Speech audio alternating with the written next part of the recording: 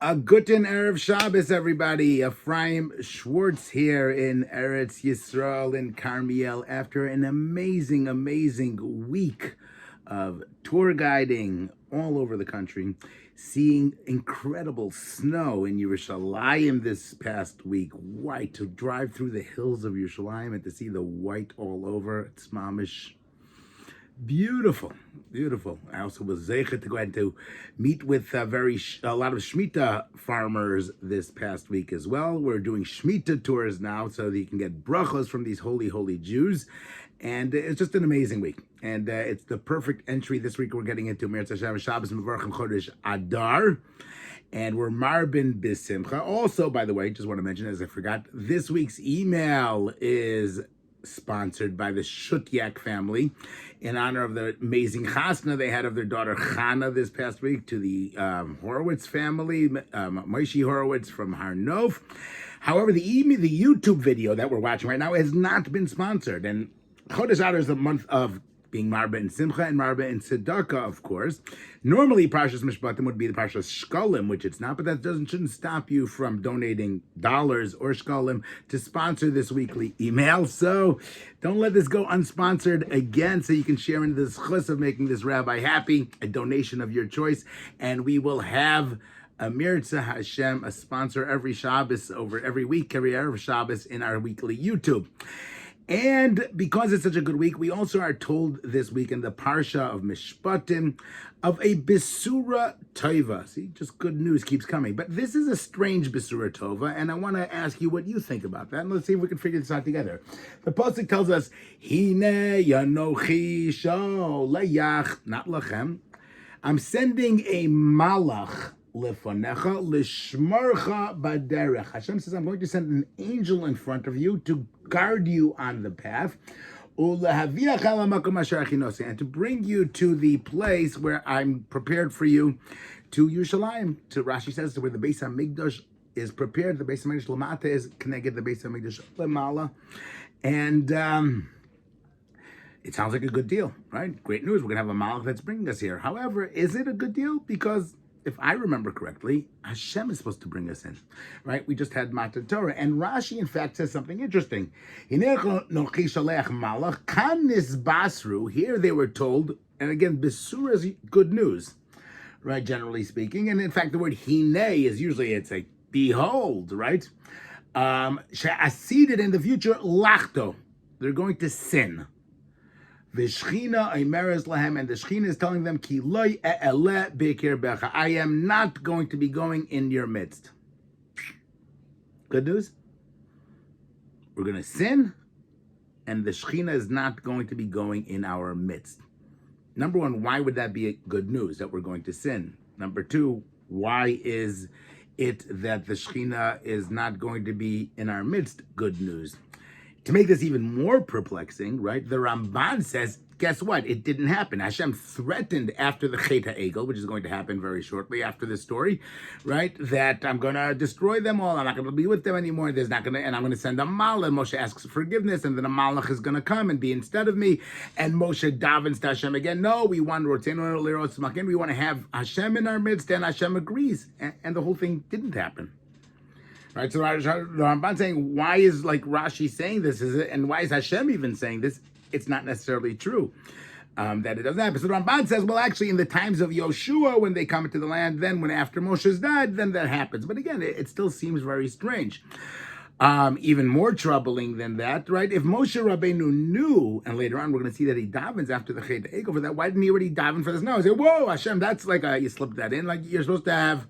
I'm supposed to have the, Rav Chaim Kanievsky is going to go ahead and walk with me to the Kotel today. Very nice. What a big covenant snap. And they tell you, oh, by the way, I have good news to tell you that his Gabbai is going to come instead. So my immediate reaction would be, hold on, why aren't you there in our midst? Where's Rav Chaim? Where's HaKadosh Baruch Hu? Why isn't that happening? And again, another very interesting to understand this. The truth of the matter is, it's not the first time we have a strange type of besurah tova, I was thinking, right? Where else do we have a very strange besurah tova? So in Parsha, when we left Mitzrayim in Parshas Shemos, in Parshas Bo, Hashem also tells us about when you come to the land, what Hashem is going to give you, You should do this avodah of the carbon pesach, and it will be, again, good news. That what they ask you, what is this work that you're doing, this labor that is to you? What is this for you? And you'll tell them that this is the carbon pesach, that Hashem went ahead and killed the Mitzrayim, and he saved our house. And everybody bowed down when they heard this incredible good news. Right? And Rashi says, Al besurahs ha-geula, and that they're going to be redeemed. Val besurahs besurahs are coming to the land. Ubesurahs habonim sheyiu lahem, and on the good news of the children that they will be having.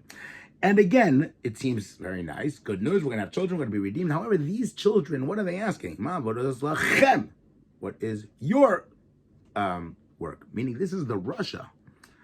And of course, the question is, why are they so excited? They're going to have children that are Rishayim. Why is that besurah teva? Why is that good news?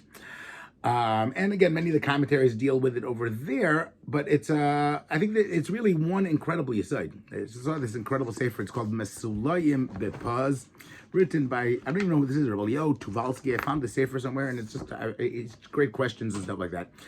And he says something very interesting. He says a few different approaches, but I think they all really work together with the same theme. And the theme is that we left Har Sinai, last week's Parsha, we are on the peak of godless. I mean, everything. We saw Hashem, Nasa v'nishma. We're flying. Our neshamas went out. We're totally cleared. All the chait of Adam Arishan is gone. We're on this highest madrega. And the problem is, it's a very hard madrega to sustain. To be sitting in front of Hashem all the time. And in fact, it kind of explains why we have these two parshas, because at the end of our parsha of Mishpatim, it's going to continue the story of Har Sinai with the Atzilei B'nai Yisrael and this and that. And then in the middle, we're thrown in with all of these laws, which seem perplexing. We're talking about ganovim, thieves. We're talking about people that persecute the ger and the almana, and people that are fighting with each other and banging each other and taking care of slaves and and you're talking to the highest yeshiva in the world. You're talking about to the tzaddikim, to the people of Matan Torah, and you start mixing in all of these messy, dirty details that happen and fights. It's almost the same type of besurah. We're having a besurah that there's going to be all types of conflict and all types of people, of damages in Klal Yisrael. And Hashem is telling Klal Yisrael from the beginning, this is such an incredible besurah. You know what it is? Because I'm telling you that I know that you're not going to be able to stay on this madrega. You're not going to be on the... I didn't create you to be angels. I created you as human beings that have frailties and that will fall and that will sin. I see that. I know that in the beginning. I'm making you that way, Hashem is telling you. You're going to fall.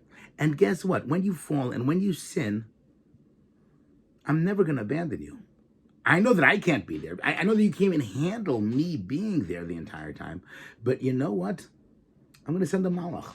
And that malach will bring you into the land of Israel. And that malach will be there, the one that's going to go ahead and take you in and gather you. And the malach is going to be my kishmi b'kirbo. I'm going to be, he's my representative. My name will be with him. You'll still be with you because I can't avoid you. What an incredible besurah this is. It's telling us that Klal Yisrael that you'll fall in the beginning, from the highest madrega. We stop in middle of Har Sinai saying, whoa, you guys are angels and you guys are incredible. And guess what? I know that you're human also. And I know you'll have avodim, and you'll have slaves, and you'll have ganavim, and you'll have mazikim, and sheva yipol tzaddik, that you're going to fall 7 times, and get ready for that. But don't let that ever make you feel that you've been abandoned, that you don't have a chance, because you will still have a chance, because I'm going to davka take my name out of the picture. I'm going to take my presence so that you can survive, that you won't feel necessarily there, because if I'm with you, you're going to be destroyed. You're not going to be able to do that in front of the king. So Hashem is saying, I'm going to remove myself. There'll be an angel that will be there again, and he's going to take you in, and it will destroy everything. But don't think that you're totally clear as well. Hashem tells them, listen to what the angel tells you, and then you'll have the blessing, and it will work in a longer madrega, and will bring you up slowly but surely. What an incredible, powerful message. Moshe Rabbeinu does not daven to Hashem at this point in time when he hears this, because he understands the rationale. He understands from Hashem, it's fine. I appreciate this. Later on, I'm going to go ahead and daven and we'll work this out and this and that. And the one Klal Yisrael is going to want to come back all the way till the top. But let's wait till that happens. Wait till they sin. Let's wait till the scenario goes. And I'm going to remind you of this conversation. And Hashem tells Moshe Rabbeinu something else special. Hashem is telling Moshe, I'm going to tell you this now, even before they sinned. because I want you to know that you'll have a power of prayer to save the Jewish people.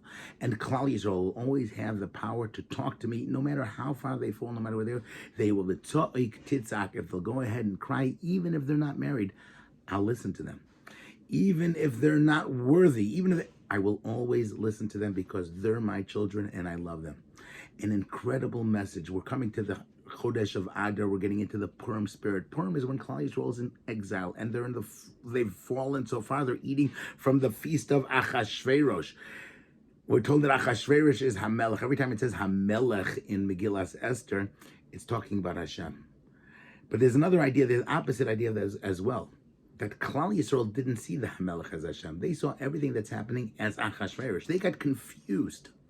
Right? Hashem had removed himself. He had hidden himself.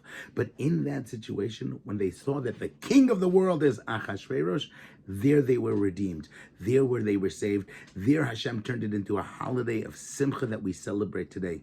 So as we go ahead and come to this incredible Shabbos Mevorchim of Adar, remember, no matter how far we fall, Hashem is there. Hashem has told us from the beginning that we will. And read every one of these things in the Parsha and say, wow.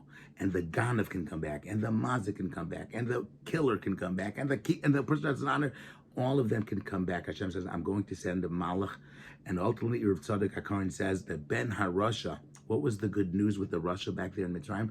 The good news of that Rasha was that Pnei Yisrael heard it, that even if we have children that are Rishayim, in the ultimate Geula, they will also be redeemed. Laval yidach mimenu nidach. Not one person will be left behind. The worst Rishayim will go ahead and be redeemed. And Emir Hashem, that time is coming now. This year of Shemitah, the year of bracha, of rains of bracha. Hashem is pouring it on. He's preparing the land for all of us to return. Have an incredible Shabbos. Check out my weekly email, rabbischwartz@yahoo.com. Great stories this week. So you definitely want to go ahead and see it. Send me an email. You'll subscribe. You can see it on my blog. Have an incredible Shabbos.